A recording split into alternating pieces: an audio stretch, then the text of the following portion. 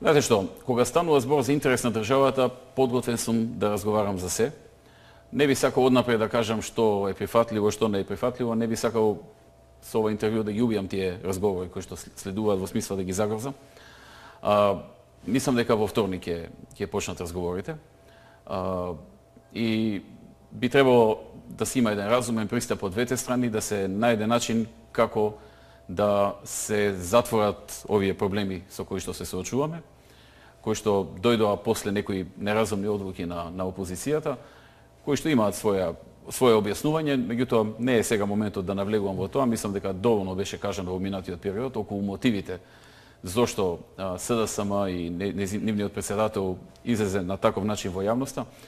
Сега повеќе би се задржал на иднината, иднината е да се затворат прашањата кои што и прават штета на државата.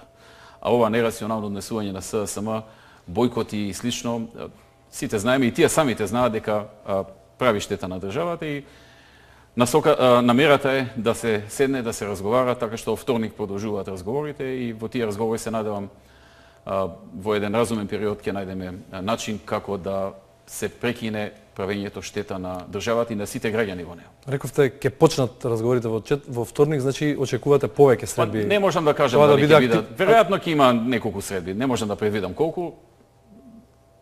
Би било изненада ако успееме на една средба да сите прашања да ги затвориме. Не ми изгледа таква атмосферата од другата страна, инаку што се однесува до мене.